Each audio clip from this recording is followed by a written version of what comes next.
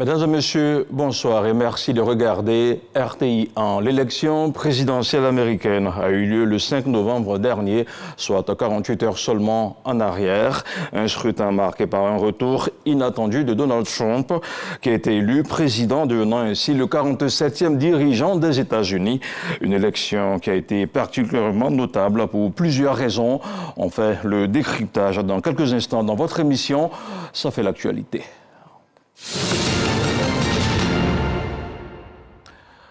Le candidat républicain Donald Trump a remporté l'élection présidentielle américaine avec 295 grands électeurs contre 226 pour Kamala Harris. Il devient ainsi le 47e président des États-Unis. Le républicain a notamment remporté les États clés de Pennsylvanie, de Géorgie, du Wisconsin, du Michigan et de Caroline du Nord. Il devient le deuxième chef d'État américain à faire 2 mandats non consécutifs. Le récit d'Ève Boué. Donald Trump élu président des États-Unis d'Amérique après le scrutin du 5 novembre 2024. Le candidat républicain a réussi son pari de revenir à la Maison-Blanche grâce à une victoire sans appel. Avec plus de 290 grands électeurs républicains, il a aussi remporté le suffrage populaire. Plus de 111 millions d'Américains ont voté pour lui, 5 millions de plus que sa rivale démocrate Kamala Harris. Le 20 janvier prochain, il sera à nouveau installé dans le bureau ovale comme le 47e président des États-Unis. Après son départ chaotique de la Maison-Blanche en 2020, visé par 4 procès au pénal, ce retour de Donald Trump ressemble presque à un plébiscite. Une victoire historique dans l'histoire contemporaine des États-Unis. Ce comeback de l'homme d'affaires milliardaire âgé de 78 ans à la tête de la première puissance mondiale aura certainement des conséquences bien au-delà des frontières américaines. Les situations de crise en Ukraine et au Moyen-Orient, entre autres, sont des questions à l'ordre du jour. Pour débattre de cette thématique avec moi sur ce plateau, Nanurugo Koulibaly, professeur des universités. Bonsoir. Bonsoir, M. Koné. Merci d'être avec nous ce soir. En face de vous, nous avons Félix Boni, éditorialiste. Bonsoir, Félix. Bonsoir, cher confrère. Merci, cher monsieur, d'être avec nous. Nous allons parler des principaux candidats. Le contexte et les candidats de cette élection se veut assez particulier. D'un côté, on a Kamala Harris désignée pour succéder à Joe Biden, poussé vers la sortie par les membres de son parti après une prestation jugée catastrophique lors d'un face-à-face avec justement Donald Trump et de longs mois de polémique sur son âge. On parle d'un président vieillissant. Et de l'autre côté, le candidat Donald Trump, condamné au pénal en mai dernier à New York et dont la sentence a été repoussée après l'élection présidentielle américaine qui vient de se tenir le 5 novembre dernier et qui sera fixée sur sa peine le 26 novembre prochain. Alors, est-ce qu'on peut parler d'un scénario improbable? Chers messieurs, on va commencer avec Félix Boni. Oui et non. Pourquoi? Parce que le scénario est improbable, parce que vu les différents procès dont Donald Trump faisait l'objet, c'était pas évident qu'il soit le candidat des Républicains. Mais malgré tout, il a réussi tout de même à se faire nominer comme candidat des Républicains. Je dis oui, scénario plus ou moins probable par rapport à son avènement au pouvoir, parce que quand on regardait son adversaire Joe Biden, qui quelque part ne faisait vraiment pas, j'allais dire, l'unanimité au sein de son parti, les démocrates, et quand on regardait un peu les faiblesses de Biden, jusqu'à ce qu'on en arrive à Harris et tout le reste, je crois qu'Harris n'aura pas démérité, parce que quand on arrive au dernier moment, qu'on prend le relais du président sortant et qu'on essaie de se battre pour arriver à ces résultats, c'est une dame qui n'aura pas démérité. Mais je pense que la victoire se dessinait plus ou moins, parce qu'il faut le dire clairement, les Américains, c'est 2 valeurs par rapport aux élections aux États-Unis, pour ce que moi j'ai eu à expérimenter quand j'y étais pour l'élection d'Obama. C'est ça. 2 valeurs fondamentales, c'est-à-dire les croyances, c'est-à-dire les principes des Américains. Les républicains, c'est des conservateurs, ils sont j'allais dire, radicaux sur certaines choses, par exemple l'avortement, les questions comme, j'allais dire, LGBT, ce sont des choses qui sont rejetées systématiquement parce que leur ligne est basée sur les questions de foi. Mais également aussi l'autre valeur, c'est le quotidien, c'est-à-dire l'économie. Et en la matière, je crois que le bilan des démocrates, certes, était un bon bilan, mais au niveau du pouvoir d'achat, c'était intenable. Or, l'Américain, il regarde son quotidien pour choisir son futur président parce que pour lui, les élections présidentielles, ça va avoir un impact sur le changement dans son quotidien. Pas forcément sur le pays, mais sur son quotidien immédiat. C'est ça. Alors, professeur Nanorogo, la même question pour vous. Deux candidats auxquels on ne s'attendait pas, qui vont en course, et avec un gagnant qu'on n'attendait pas aussi. Est-ce que le gagnant, on ne l'attendait pas? Pour moi, je dirais non. On y va d'abord sur les deux candidats dès le départ. Ce qui n'était pas attendu dès le départ, c'est la candidature même de Donald Trump à cette élection. C'est ça. Au regard du contexte général, depuis sa défaite face à Joe Biden à l'élection dernière, les différents procès et les violences qui ont suivi, à la limite son refus d'accepter sa défaite, ensuite les différents procès, il a été traîné devant la justice et également traîné dans la boue. Ce qui n'était pas probable, c'était sa candidature. D'accord. Oh, il a pu tenir face à toute cette adversité et venir passer à l'épreuve qualificatrice des primaires au niveau des Républicains, obtenir le ticket et l'autorisation d'aller à l'élection en tant que candidat des Républicains. Ça, ce n'était pas attendu. Par contre, quand on regarde le contexte et les fortes hésitations des démocrates pour se trouver un candidat d'abord pour affronter Donald Trump, la victoire de Donald Trump n'était pas improbable. D'abord, Kamala, elle est arrivée comme candidate de substitution.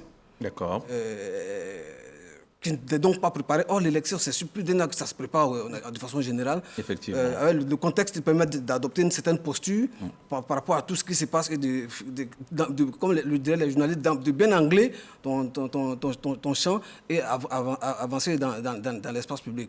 Ça, à côté de ça, aux États-Unis, il me semble que l'épreuve des primaires est une sorte d'épreuve qualificatrice. Dans quel sens? Oui, quand tu subis l'épreuve des primaires, tu es qualifié.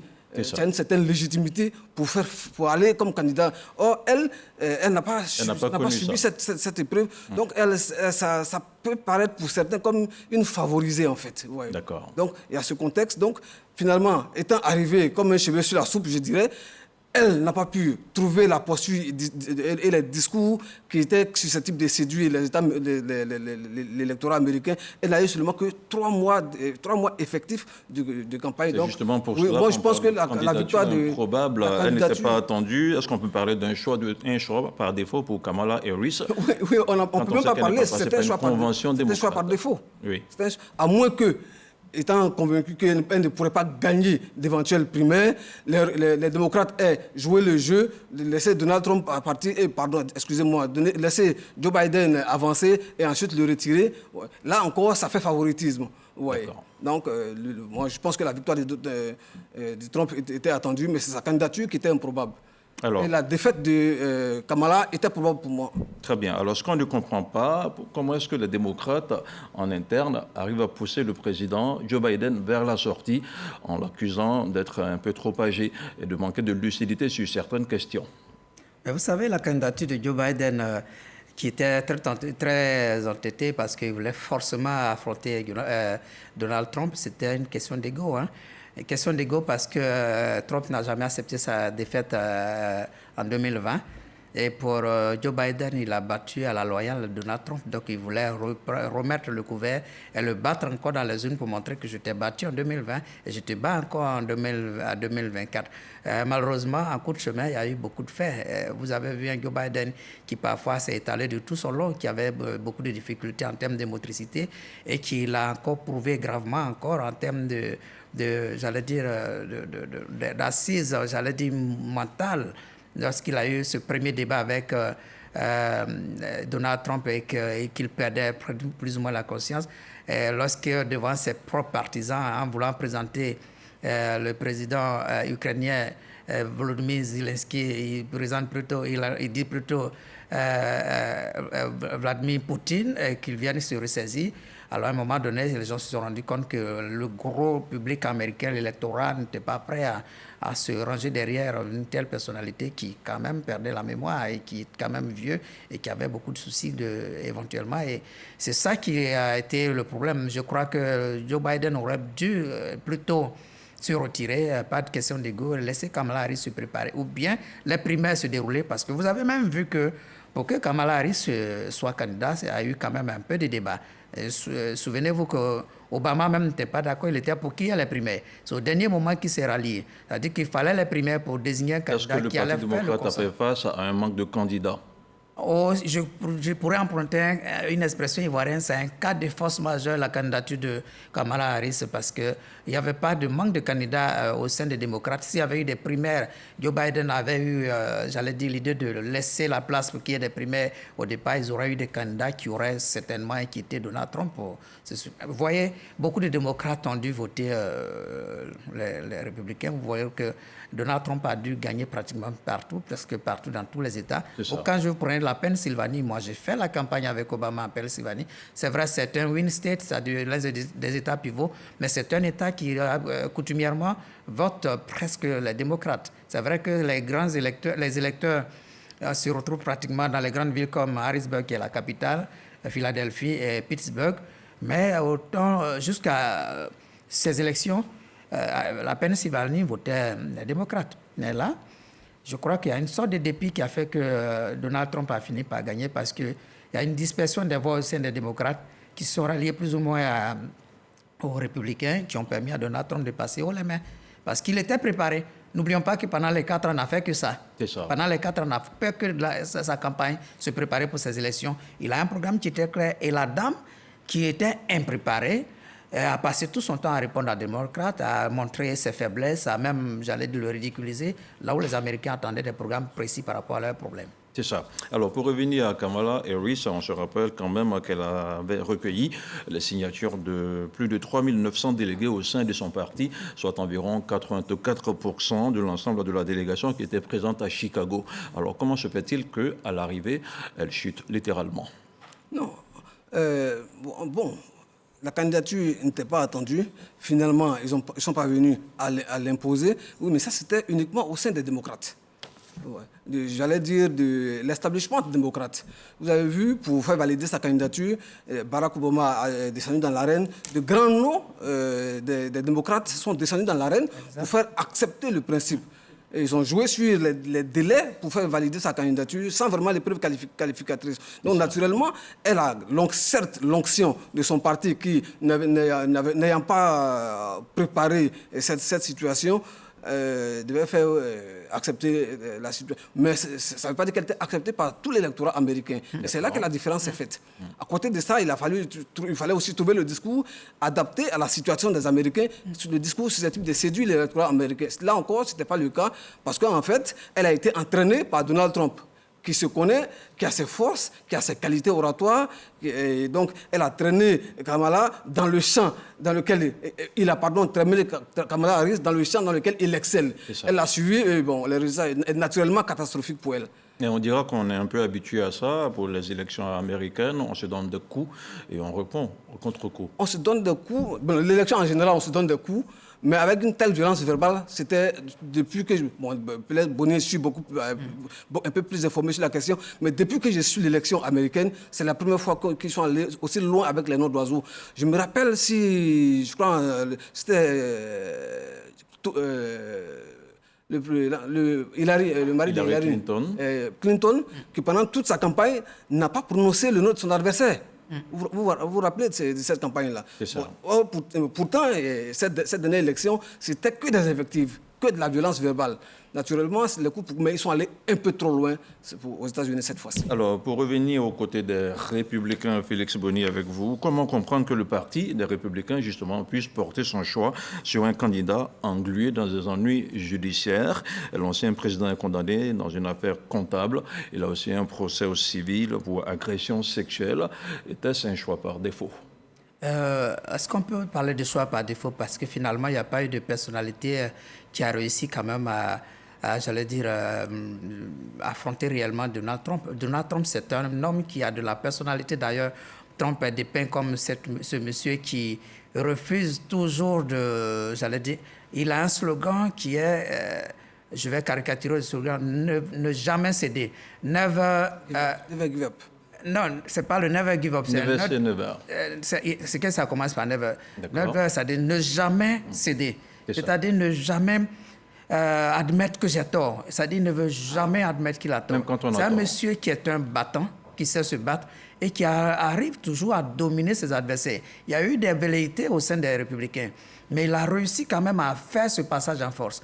Il a réussi à se rallier des personnalités fortes comme, vous prenez aujourd'hui un monsieur comme le monsieur de Tesla, de X, Elon Musk, ce sont des gens qui sont des outils importants de communication qui dans sa formation politique. Il a encore beaucoup de blancs qui, il faut le dire, parce que les élections aux États-Unis, au-delà des valeurs, il y a aussi quelques considérations qu'il faut prendre en compte, qui sont avec lui. Les États-Unis, c'est quand même 59%, presque 59% de population blanche. Et c'est l'une des raisons également pour lesquelles il faut parler de Kamala Harris, une candidature, j'allais dire, qui est un cas de force majeure, qui arrive et qui avait quand même assez d'éléments qu'il fallait, j'allais dire, préparer à l'avance. Elle est noire, elle est issue de la minorité noire, parce que les Noirs représentent moins de 15% de la population des États-Unis. C'est ça. Elle est pas afro-américaine, elle est plutôt jamaïcaine. C'est ça. Et ce qui fait que les Africains ne se reconnaissent pas véritablement en elle. Et elle est femme. Ce n'est pas parce que les Américains ne sont pas prêts à voter une femme. Je dirais même que si c'était Hillary Clinton encore plus jeune... Tous les sondages la donnaient vainqueur de ces élections. Au niveau des femmes, les femmes ont voté massivement pour elle, mais il y avait eu 45% de femmes qui ont voté pour Donald Trump, ce qui n'était pas le cas quand Donald Trump était face à Hillary Clinton. Donc, il y a également que même au niveau des Afro-Américains, beaucoup ont voté pour Donald Trump. Quand vous prenez la population blanche, 57% de la population blanche a voté pour Donald Trump. Mais quand vous avez 58% de la population qui est blanche et que 57% votent pour un candidat, mais il est largement vainqueur. Mais il y a des éléments qui n'ont pas été gérés parce que sa candidature n'a duré que 3 mois.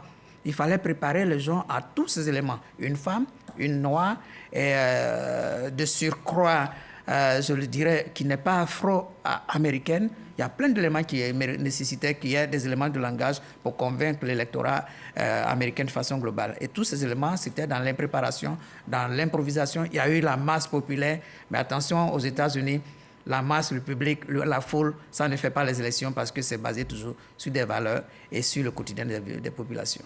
Alors, professeur Nanourougo, sur la candidature de Donald Trump, un candidat englué dans des ennuis judiciaires, comme on l'a dit tout à l'heure. Oui, Trump a connu 4 années vraiment difficiles au niveau judiciaire, depuis que son coup de force manquait l'attaque des institutions américaines. Alors, je m'étais même posé la question, mais pourquoi il a perdu les élections? On sait que... Non, pourquoi est-ce que... En fait, je comprends maintenant que les gens le sentaient capable de revenir sur la scène. Donald Trump, comme il a dit, est extrêmement puissant, il a des qualités et je dirais surtout qu'il prospère dans l'adversité. C'est ce qui doit le caractériser. Donald Trump prospère dans l'adversité. Et quand vous créez des situations d'extrême adversité, c'est comme si vous multipliez ses forces. Et naturellement, les différents procès, d'abord, lui ont permis d'occuper la scène médiatique pendant tout ce temps. On parle de viol, on parle d'escroquerie. Oui, mais lui dit que c'est faux. Et ça lui permet d'occuper la scène médiatique. Et ça, c'est important. Être toujours Donald Trump, finalement. Et puis, sa rhétorique de la victimisation, à un moment donné, a prospéré. Et vous prenez les procès, il a été condamné, certes, mais vous prenez les partisans, les classiques de Trump. Pour eux, tout ça, c'est la rhétorique du complot. C'est du complot qui est ourdi contre celui qui défend les intérêts des Américains. Donc, finalement, l'impact des procès était à mitiger et sa réélection vient nous démontrer que, en fait, ces procès n'ont... Et donc, pour vous, malgré ces ennuis judiciaires, c'était le candidat idéal pour les Républicains? Finalement, oui, puisque de toute façon, il a été qualifié. Et il y a eu l'élan pour les primaires qu'il a, certes, un peu brigandé, mais il est sorti vainqueur. Donc, il a le soutien de l'appareil du parti. Peut-être qu'il contrôle aussi les différents rouages du parti. Parce que les partis politiques, c'est des machines. Quand vous maîtrisez les différents rouages, quelle que soit la situation, vous sortez toujours vainqueur. Je pense que ça, ces éléments ont compté. Alors, on continue de parler de Donald Trump. Gestion, hein. Oui. Il y a aussi sa gestion, parce que, mine de rien, il faut revenir aussi sur les 4 ans de Donald Trump. Ça n'a pas été une gestion catastrophique. Hein. Donald Trump est tombé parce que... Alors, il faut se poser la question s'il est vraiment tombé, parce que là, cette élection, pour lui, c'était un défi pour lui. C'est-à-dire, revenir au pouvoir, c'est la preuve que je n'avais pas perdu. La preuve, je suis revenu. Un défi relevé, donc. C'était un défi personnel pour lui, revenir au pouvoir. C'est pourquoi il s'est battu bec et ongle. Ce n'est pas une victoire, c'est une victoire personnelle d'abord pour lui. Et pour lui, le fait d'avoir gagné aujourd'hui dans tous les États où il avait perdu montre que quelque part, parce qu'il soupçonnait son adversaire de lui avoir soutiré des voix frauduleusement. Donc quelque part pour lui, mission accomplie. Par contre, pendant ces 4 ans, Donald Trump avait quand même un bilan positif. Ce qui a fait chuter Donald Trump, si effectivement il a perdu les élections, et je considère qu'il a perdu effectivement ces élections, c'était la question de la COVID qui avait été très mal gérée. Mais également, souvenez-vous de ces affaires de Noirs qui étaient victimes de... Avec l'affaire George Floyd. L'affaire George Floyd, oui. Bref, toutes ces questions-là qui sont tombées à une période carrément préélectorale, qui ont été préjudiciables pour sa réélection. Donc, quelque part, pour lui, mission accomplie. Et dans son entourage, le travail a été bien fait. Il a défendu l'Amérique et ce monsieur, il peut toujours revenir. Et comme l'a dit le professeur, c'est un monsieur qui prospère vraiment dans l'adversité. Il se sent bien dans l'adversité et il a utilisé ce mécanisme éventuellement pour revenir. Et dans l'électorat afro-américain, les gens ont apprécié quelque chose chez lui. Il y a une expression que j'oublie un peu, mais qui veut traduire une sorte de virilité.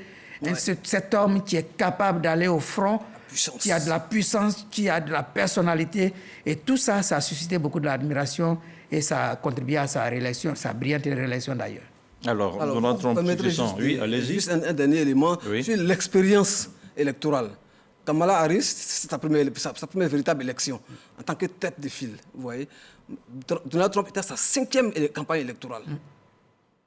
Donc cette expérience a également un détail qui a compté nécessairement dans la victoire finale de Donald Trump. Alors, on parlerait sûrement de Donald Trump au passé. Hein. On se souvient que les Républicains ont failli perdre leur héros il y a quelques mois, visé par un tir lors d'un meeting à Milwaukee.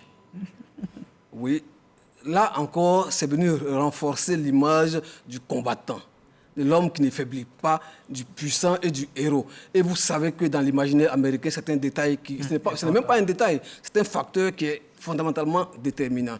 Et on tire une balle à l'oreille, ouais. Et c'est les minutes qui suivent, le poing en l'air, fight, combattons toujours. Que peuvent attendre les Américains si c'est ce type de personnage qui rappelle tout l'imaginaire de l'Amérique. On dirait donc que c'est tout un symbole. Oui, finalement, oui. C'est ça. Alors, c'est un duel historique qui nous a été donné de voir. Félix Bonnet, il faut préciser que cette élection a vu s'affronter deux candidats qui avaient déjà été en lice lors de l'élection de 2020. Je veux parler de Kamala Harris et de Donald Trump. Alors, c'est la première fois dans l'histoire des États-Unis qu'on assiste à ce genre de configuration. Est-ce qu'on peut parler d'un duel historique, d'autant plus que le duel aurait été entre Trump et Biden, parce que là, finalement, c'est l'ex-président contre la vice-présidente sortante, et qui, généralement, la vice-présidente, vous savez, aux États-Unis, c'est des personnalités qui restent dans l'ombre, et une vice-présidente qui est sortie carrément du chapeau des démocrates au dernier moment. Moi, je crois que quelque part, Donald Trump a eu sa chance. Il a eu sa chance. C'est vrai que s'il était parti avec Joe Biden, ça aurait été encore pire pour les démocrates, parce que vu l'état dans lequel était Joe Biden et même sa capacité à raisonner, sa capacité à ne pas pouvoir tenir les débats, je pense que ça aurait été véritablement la bérésina pour les républicains. Mais heureusement, Kamala Harris a réussi quand même à tenir tête à ce monsieur. Mais je pense que finalement, les primaires auraient été meilleures. Même si ça devait se faire dans un timing un peu serré, ça aurait permis aux démocrates quand même de pouvoir désigner un candidat qui aurait carrément fait l'unanimité de tous les démocrates pour ne pas qu'il y ait une dispersion de voix en faveur des républicains. Alors, professeur Nanourgo, sur la même question. Oui. Alors, deux candidats qui étaient déjà là en 2020, Donald Trump et Kamala Harris. En 2020, Kamala Harris n'était pas là, elle était juste Elle était vice-présidente. Oui, bon, elle était colistier de... Oui, oui. En fait, quand vous êtes colistier, Oui. ce n'est pas la même situation que quand vous êtes vous portez vous êtes la première personnalité de la campagne. C'est totalement différent. Et la preuve est là. Et puis la différence, le duel est apparu juste à l'annonce de la candidature, de l'acceptation de la candidature de Kamala Harris, où Donald Trump a semblé patauger légèrement. Mais très vite, il a su renaître. Et puis le duel aussi, c'était dans les sondages qu'il a donné vraiment au coude à coude. En fait, je crois que finalement, les sondages... Justement, en parlant des sondages, Kamala Harris était nettement en avance. Dès le départ, mais après, ça s'est équilibré. Justement. Très vite équilibré. Comment ça s'explique? Oui, bon, en fait, les sondages, bon, ça reste des... Vous savez, les sondages sont ce qu'ils sont. On interroge les gens. Or, dans les réponses qu'on donne, en général, il y a des éléments qui sont enfouis dans le subconscient des gens qui n'apparaissent jamais dans les sondages. Donc, il faut tenir compte de ces facteurs. C'est quoi ces éléments? Oui, si vous voulez, c'est... Par exemple, il disait tout de suite que 59% de la population américaine est blanche. C'est un détail qui pourrait compter dans une certaine mesure et qui a certainement pesé lourd, vous voyez un peu. Ensuite, quand vous voyez les immigrés dans la population, en fait, c'est des facteurs. Mais en général, quand on interroge quelqu'un, on ressent... Bon, ces éléments n'apparaissent pas dans les sondages. Or, donc finalement, on ne peut pas être utile dans l'analyse chez la base des sondages. Alors, partant de ce fait, faut-il se fier ou pas aux sondages? Non, la seule manière d'avoir une idée de l'opinion, c'est les sondages. Absolument. Voilà, mais c'est vrai que les sondages ont toujours des biais dont il faut tenir compte. On ne peut que se fier aux sondages parce que c'est le seul indicateur, c'est le seul élément de vérifiabilité des choses à ce moment précis-là. Vous abondez dans le même sens? Absolument, les sondages aux États-Unis sont suffisamment fiables. La plupart du temps, les sondages, c'est pratiquement 1 à 2% de marge d'erreur et c'est normal, hein, un sondage, c'est un sondage. Et vous remarquerez que vous avez dit tantôt pourquoi elle était en avance et puis finalement, c'était la nouveauté. Elle apparaît sur la scène, une dame qui n'est pas vue et subitement la nouveauté, elle suscite de l'engouement derrière elle et après au fur et à mesure on commence à la juger dans ses propos. Les gens l'attendaient beaucoup sur des promesses, un programme plus clair par rapport à leur quotidien, par rapport à, je veux dire, des sujets qui les concernent directement. Ensuite, au fur et à mesure, les gens ont commencé à la découvrir, même ses souris. Les gens disent, mais c'est une fausse souris. Alors qu'au départ, elle éclatait et tout le monde découvrait ce personnage nouveau, cette capacité à haranguer les foules, à parler, ce procureur qui finalement joue vraiment son rôle de procureur.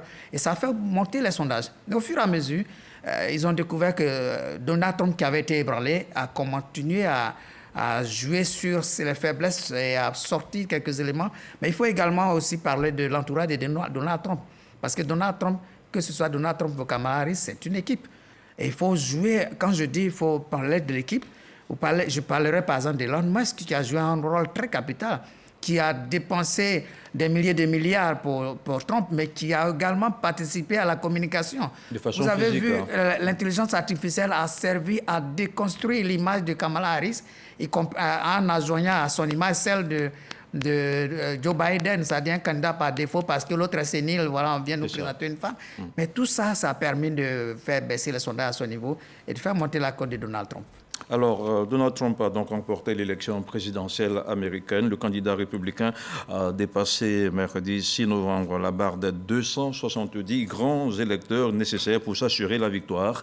Il est notamment arrivé en tête dans 5 des 7 swing states devant sa rivale démocrate Kamala Harris.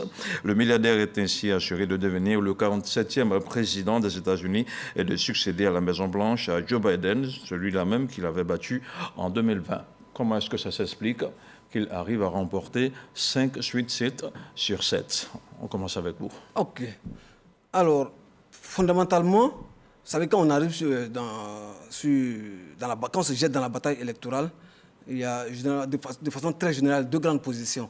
Soit on s'inscrit dans une logique de rupture ou bien dans une logique de continuité. Et Donald Trump, il était dans la posture de la rupture.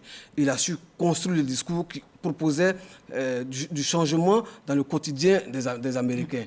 Contrairement à Kamala Harris, qui était un peu ambiguë. Faut-il assumer pleinement l'héritage de Biden ou bien montrer proposer une rupture. Elle était dans une sorte d'équilibre. Donc son discours n'était pas vraiment lisible à ce niveau. Et là, ça a contribué à casser son image. On n'avait pas un positionnement clair de Kamala Harris. Donald Trump, il était dans son rôle, c'était la rupture. À cela, il faut ajouter le bilan de Joe Biden et la crise économique globale.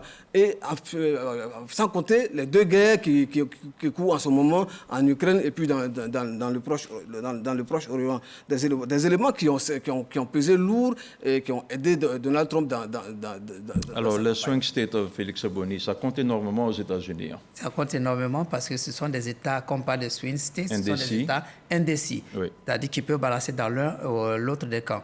Alors, vous remarquerez que la plupart des swing states sont dans le Middle East. Le Middle East est un peu vers l'est des États-Unis, c'est-à-dire non loin de Washington, vous verrez la Pennsylvanie. Les centres de décision. Le centre de décision, la Pennsylvanie. Mais vous verrez que tout autour, New York, par exemple, qui n'est pas loin de la Pennsylvanie, à peine 2 heures de voyage, tout ça, ça a été gagné parce que ce sont des États traditionnellement démocrates. Mais pourquoi Donald Trump gagne dans les swing states? Parce que dans les swing states où ils ont gagné actuellement, le programme de Donald Trump, qui est de sortir la population, c'est-à-dire la classe moyenne, c'est-à-dire réduire le train de vie, tous ces éléments, ça a réussi à convaincre les populations. Là où Harris n'avait pas de proposition, et elle hérite du programme du bilan de Joe Biden.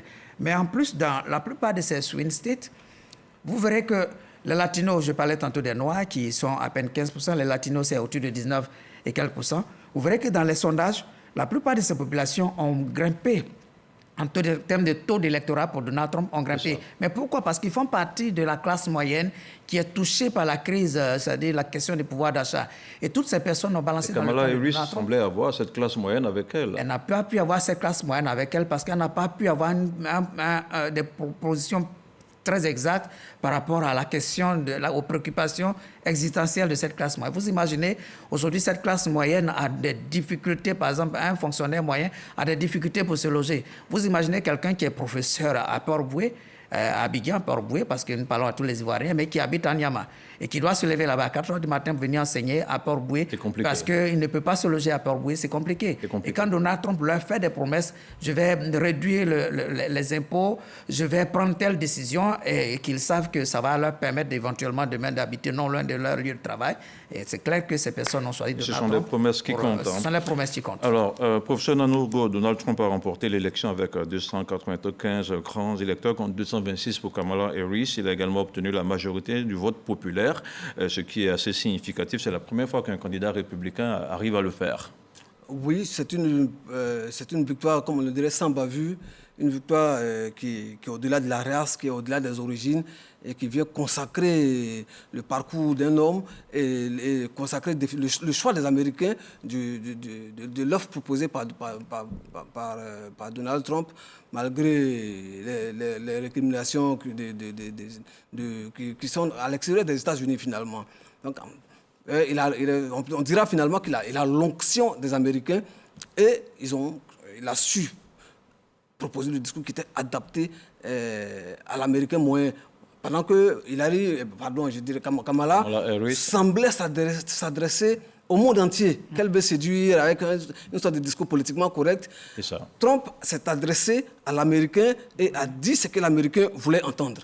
Très bien. Simplement. Alors, on va maintenant écouter quelques réactions des populations qui se prononcent justement sur l'impact de l'élection, sinon de la réélection de Donald Trump aux États-Unis. On écoute.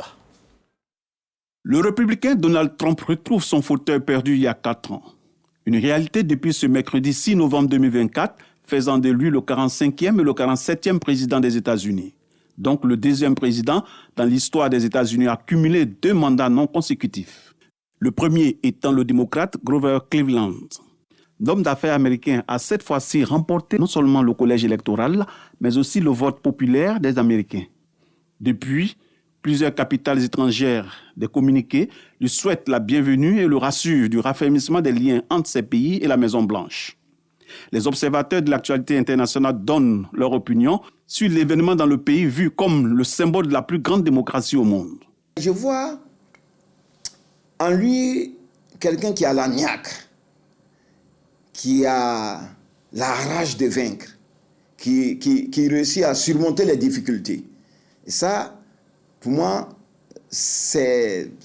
on peut tirer des enseignements. Alors, c'est une élection qui est chargée d'enseignements.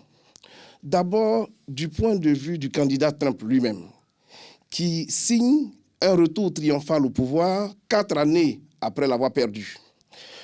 Ce candidat, présenté par certains comme étant iconoclaste et quelquefois comme un feu de paille médiatique, s'est révélé être un véritable animal politique, surtout qu'on sait depuis toujours que Trump est un redoutable homme d'affaires. Trump de retour à la Maison-Blanche, à quoi doit-on s'attendre? Ce n'est pas que Trump va fermer les yeux sur ce qui se passe à l'extérieur, mais je pense que fondamentalement, sa politique ne devrait pas s'éloigner de ce qu'on a pu voir il y a 4 ans. Il y a certainement des leçons à tirer de son point de vue, parce que quand vous perdez une élection, ça veut au moins dire que des choses n'ont pas marché. Donc, c'est sûr qu'il y aura des ajustements à faire du point de vue de sa politique, mais l'ADN de la politique Trump, qui se caractérise par cette sorte d'imprévisibilité qui entoure le personnage, ne devrait pas, je pense, disparaître du jour au lendemain. À Abidjan, chacun y va de son commentaire sur le retour de celui qui promet mettre un terme au conflit devenu intense depuis son départ de la Maison-Blanche. Les Africains ne doivent pas s'attendre à grandes choses parce que durant son premier mandat, il s'est concentré sur les États-Unis. On a la crise israélo-palestinienne. J'espère que Donald Trump, en tant que président des États-Unis, va peser de tout son poids pour qu'on arrive à un dénouement définitif de cette crise. Il y a également la guerre russo-ukrainienne. Comme il avait dit lui-même lors des campagnes, qu'il suffisait donc d'un coup de fil à Vladimir Poutine pour qu'il mette fin à cette guerre. Le chef de l'État américain, qui a déjà reçu les compliments de son adversaire, entend mettre en place un gouvernement en vue de mettre les États-Unis au travail pour les 4 années à venir.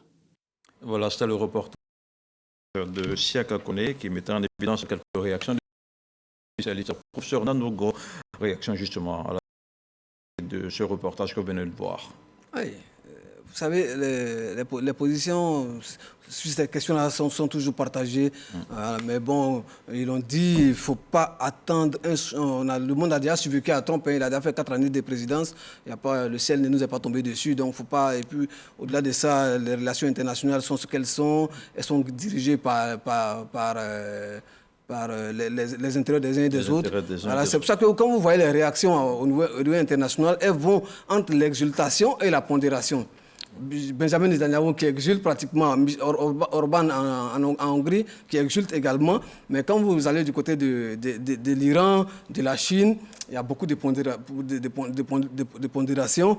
Et ce qui est vraiment intéressant à remarquer surtout, c'est que chacun mise sur la capacité à travailler ensemble dans l'intérêt de chacune des parties. Et c'est ce qui prévaut. Donc les gens resteront dans la dimension pragmatique. Qu'est-ce que je gagne? Les États-Unis également diront, pour Trump également, qu'est-ce que les États-Unis gagnent dans ces relations bilatérales et multilatérales? Justement. Donc, en clair, ce sont les intérêts des uns et des autres qui vont guider la politique de Trump. Félix Boni, au chapitre des réactions internationales, plusieurs leaders mondiaux, comme le président chinois Xi Jinping, a félicité Donald Trump. Il souhaite renforcer les relations entre les États-Unis et la Chine. Un signe d'apaisement, on pourrait dire, selon vous? Un signe d'apaisement, oui, mais il faut le dire, c'est-à-dire que j'entends souvent dire que, même quelqu'un l'a dit tantôt, que Donald Trump, il est imprévisible. Moi, je ne suis pas de ceux qui s'inscrivent dans ce schéma parce que le monsieur, il a un schéma qui est clair, American first, les États-Unis d'abord. Et les pays n'ont pas d'amis, les pays n'ont que des intérêts. Et tout président de tout État, ce n'est pas pour vivre en vase clos, a aussi des intérêts. Donald Trump montre que désormais, les intérêts, pour moi, c'est les intérêts des États-Unis. Donc, c'est par rapport à ça qu'il va commercer avec le reste du monde. Et quand Xi Jinping le félicite et qu'il montre qu'il est prêt à coopérer avec lui, mais Xi Jinping sait très bien que le premier adversaire pour Donald Trump, c'est la Chine. Parce qu'aujourd'hui, c'est la Chine qui fait peur aux États-Unis. Et pendant la campagne, Donald Trump ne l'a pas caché. C'est-à-dire, pour moi, c'est la Chine. Et même pendant son mandat, les 4 ans de mandat de Donald Trump, la politique africaine de Donald Trump était basée sur la question de son programme Prosper Africa. Mais le programme Prosper Africa qui touchait 49 pays, et qui permettait à plus de près de 2900 produits africains de pouvoir accéder au territoire américain. Le programme Prosper Africa, c'est pour contrer, j'allais dire, cette domination chinoise, cette expansion chinoise sur le continent africain. Et aujourd'hui, Donald Trump n'a pas de préoccupation avec la Russie, l'Europe.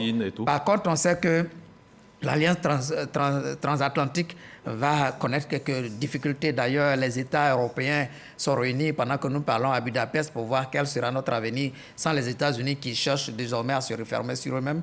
Et donc, je pense qu'il ne faudrait pas penser que la Chine sera forcément ami-ami.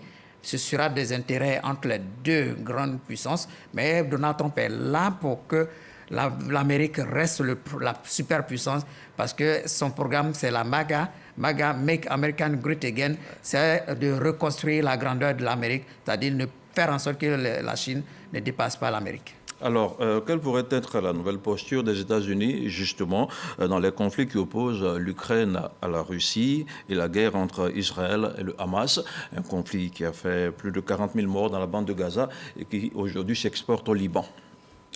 OK. D'abord, ce qui se passe en Europe. Vous avez vu que la presse, notamment occidentale, avait un certain dédain pour Donald Trump.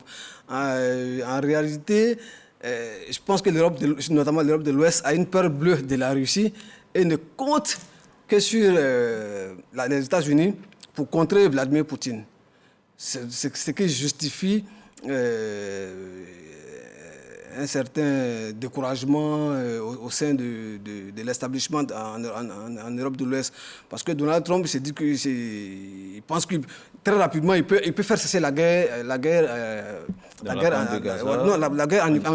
Ukraine d'abord. Ça, c'est la première des choses. Et ça, c'est l'une des promesses fortes de sa campagne, faire cesser la guerre. Bon, on attend maintenant les modalités de mise en œuvre de cette cessation.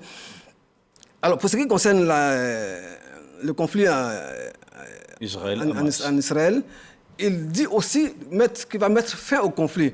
Mais de quelle manière il va mettre fin au conflit, il ne le dit pas. Et il dit qu'il s'agit juste d'un coup de fil. Solution. Oui, mais en fait, il faut aussi dire, pas de solution. Peut-être que c'est la solution extrême. C'est quoi la solution extrême? La solution extrême, c'est laisser Israël l'État d'Israël faire ce qu'il veut. Ce qui est déjà le cas en ce moment. Non, pas tout à fait. Benjamin Netanyahu a beaucoup de faveurs de Donald Trump. Vous vous souvenez que la délocalisation de l'ambassade des États-Unis de Tel Aviv à Jérusalem, elle s'est faite quand Trump était au pouvoir. C'est ça. Et il a vraiment les atomes crochus avec le dispositif de Netanyahou qui est en Israël. Donc la fin qu'il promet, on ne sait pas exactement si c'est la fin négociée qui a toujours été prônée avec une reconnaissance de l'État de la Palestine, État qui a été reconnu par un certain nombre d'États en Europe de l'Ouest, ou bien c'est la solution proposée c'est vraiment pas clair. Et heureusement qu'il est maintenant aux affaires, on verra. Mais bon, on ne peut pas vraiment prévoir une fin systématique de ce conflit, parce que ça fait plus d'un an de guerre. Il y a au moins, vous avez dit, plus de 42 000 morts. C'est ça. Mais le conflit continue. La bande de Gaza est totalement détruite. Le Liban est attaqué au quotidien, mais il y a toujours des répliques. Donc, on attend de voir la solution que Trump proposera pour mettre fin à ce conflit, s'il a une solution. Alors, Félix Boni, quel sera l'impact de la victoire de Donald Trump pour les pays africains? Je rappelle que le nouveau président américain a reçu hier les félicitations du président Alassane Ouattara. Pour moi, il ne faudra pas s'alarmer. Je disais tantôt que les pays n'ont pas d'amis et non que des intérêts. Il ne faudrait pas penser que le président Trump va se désintéresser forcément de l'Afrique. Parce qu'aujourd'hui, l'Afrique, c'est quand même 1,5 milliard d'habitants. C'est-à-dire nous sommes plus peuplés que la Chine, on parle du plus gros marché de la Chine, l'Inde. L'Inde, c'est 1,4 milliard d'habitants. 1,4 milliard, la Chine, 1,4 milliard. L'Afrique, c'est 1,5 milliard. C'est quand même un marché.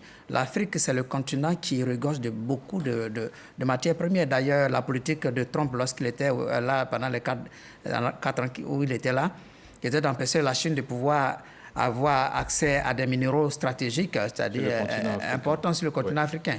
Et l'Afrique également, c'est une zone très stratégique en matière de sécurisation. Et Donald Trump, vous savez que l'un des axes principaux de campagne de Donald Trump, c'est l'immigration.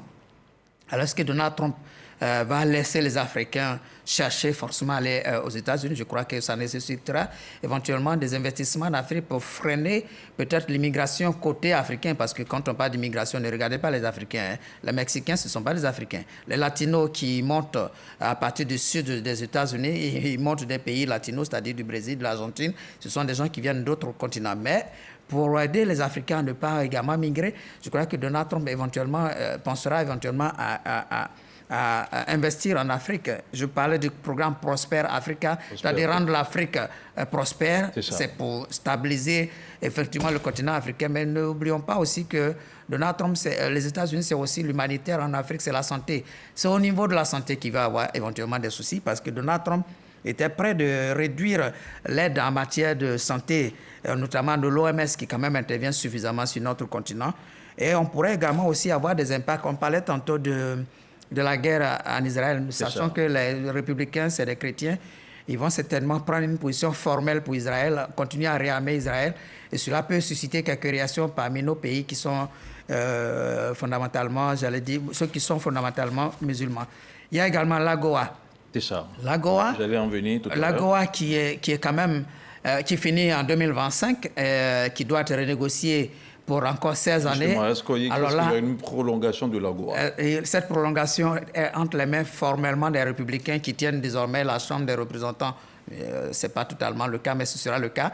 Et également le Sénat. Et il leur appartiendra en 2025 de décider de la prolongation de l'AGOA. Et donc, on attend éventuellement qu'ils se décident sur ces questions. Mais pour terminer sur la question, il faut le dire, depuis un moment, certains pays, par exemple, ont subi des restrictions au niveau de l'administration Biden. Vous prendrez l'Ouganda, qui est contre les questions de l'avortement et des LGBT, sachant que Donald Trump, même dans son discours, le tout dernier discours de victoire, il disait que l'avortement, c'est fini, la prostitution, c'est fini, c'est-à-dire que les LGBT, c'est fini, ça veut dire qu'on verra des pays comme l'Ouganda qui vont être réintégrés carrément dans l'estime des États-Unis, et puis éventuellement, quelle sera la suite par rapport aux pays comme le Niger, le Burkina et autres qui ne sont pas des modèles de démocratie et qui éventuellement rien ne va changer par rapport à l'administration Biden, parce que les États-Unis accompagnent les pays qui, embauchent, la trompette de la démocratie. Alors, professeur Nanrugo, le président Joe Biden s'est exprimé aujourd'hui, ce jeudi, pour la première fois. Il s'est engagé à travailler avec Donald Trump à une transition pacifique et ordonnée. Je lui emprunte ce mot. Il a insisté justement sur la nécessité de faire baisser les tensions politiques aux États-Unis. Oui. Bon, juste deux mots sur... Allez-y. Vous savez, la nature a horreur du vide. Et dans les rapports internationaux, si vous laissez le continent africain, la Chine s'est vite installée. Et ce n'est pas dans l'intérêt des États-Unis. Donc, fondamentalement, au niveau des échanges économiques, il n'y aura pas un mouvement insoutenable. Ce qu'il y a à craindre, c'est les programmes sociaux qui peuvent souffrir quelque peu, et également l'appui que les ONG qui sont parfois qui fonctionnent avec les contributions des États-Unis. Maintenant, au niveau de la stabilité aux États-Unis, en fait, vraiment la fracture et le discours, la fracture, elle est nette entre les bleus et les rouges. Mais de façon générale, je pense que ces tensions vont vite baisser. Le temps des émotions va passer. Et puis, les États-Unis, ils ont leurs problèmes de violence classiques qui ne sont pas liés à tel républicain ou tel démocrate. Non. La violence, c'est endémique aux États-Unis, mais ce n'est pas lié à des clivages politiques. C'est lié à des clivages sociaux, des problèmes sociaux internes. Donc la stabilité, elle va vite revenir tranquillement. Il n'y a pas vraiment à s'inquiéter pour la stabilité future des États-Unis. La crise, c'est même pas une crise, mais c'est vite fait de passer. D'accord. Félix Boni sur la transition aux États-Unis avec les tensions. Mais est-ce qu'il y a des tensions aux États-Unis? Je pense que lorsque Biden parle de tensions, c'est plus ou moins la frustration dans les différents camps. Sinon, les Américains, une fois qu'ils ont élu leur président, c'est fini. Ils pensent à leur pays, à leur lendemain, à leur quotidien. Il n'y a pas de tension en tant que telle. Et puis, dans un mois, c'est-à-dire le 11 décembre, les grands électeurs vont se réunir. Ils vont élire le président qui va être désigné le 6 janvier par la vice-présidente, soit dit en passant, battue, candidate battue. C'est elle qui va proclamer définitivement la victoire de Donald Trump. Et puis le 20 janvier, Donald Trump investit et les Américains attendront les résultats de ses actes. C'est-à-dire il n'y a pas de tension. Les tensions, c'est ce qu'on a connu il y a 4 ans lorsqu'il avait lancé ce vilain appel qui a suscité un peu de mouvement. Mais cette fois-ci, ce n'est pas le cas. Kamala Harris, qui a appelé tous ses partisans à l'apaisement, à reconnaître le résultat, je crois que la belle démocratie américaine gagne en grandeur cette fois-ci. Alors, pour terminer, chers messieurs, est-ce qu'on est en droit de s'attendre à une nouvelle Amérique dans les mois, dans les semaines qui arrivent? Professeur Nanougo. Une nouvelle Amérique, en fait, les pays ne changent pas fondamentalement. Les États-Unis, depuis, il y a eu avant la deuxième guerre, avant les deux guerres mondiales, les États-Unis étaient ce qu'ils étaient. Et après la Deuxième Guerre mondiale, les États-Unis, c'est la puissance mondiale qui instaure l'ordre. Il n'y a vraiment pas une nouvelle Amérique qui va naître. L'Amérique restera ce qu'elle est, en tant que puissance économique, puissance militaire, qui va toujours dans les autres zones pour récupérer ce dont elle a besoin pour son développement, mais aussi bien en termes de ressources humaines qu'en termes de ressources naturelles. Hein. Les États-Unis, c'est un vrai prédateur et ce sera toujours le prédateur qui... Félix Boni, ça sera toujours un prédateur selon vous? Je parle plutôt d'un nouvel ordre mondial parce qu'il y a une rupture qui va s'opérer entre les États-Unis et l'Europe qui jusque-là ont bénéficié, j'allais dire, de la perfusion américaine. Et puis, il y a une sorte de nouvelle bipolarisation avec la Chine qui monte en puissance. Alors, il y a un nouvel état d'esprit quand même qui va s'instaurer parce qu'on a des républicains nouveaux, c'est-à-dire des républicains qui sont réellement des pistolets ou des boîtes en guerre. Rappelez-vous Bush père, Bush fils qui est en Afghanistan et autres. Désormais, avec les républicains, Donald Trump, c'est une sorte des États-Unis d'abord, pas les guerrieros sur le front, mais plutôt faire revenir les militaires et puis... N'empêche que les questions de vente d'armes ne soient pas surpris que les États-Unis soutiennent Israël en termes d'armement. Mais ce qui restera fondamental, c'est que les États-Unis resteront les États-Unis, ce pays qui jaloux de sa grandeur, qui veut être la première puissance dans le monde et qui se battra toujours pour rester ce qu'il a toujours été. Très bien. On retient donc que les Américains resteront ce qu'ils sont. Félix Boni, merci d'avoir été avec nous. Je rappelle que vous êtes éditorialiste. Merci de votre passage sur ce plateau. Professeur Nanougo Coulibaly, professeur de l'université, merci également à vous d'avoir été avec nous sur ce plateau. Voilà qui referme ce numéro de Ça fait l'actualité, la spéciale sur les États-Unis d'Amérique avec l'élection de Donald Trump en tant que 47e chef d'État de ce puissant pays. On reste sur RTI 1. On se dit à très vite.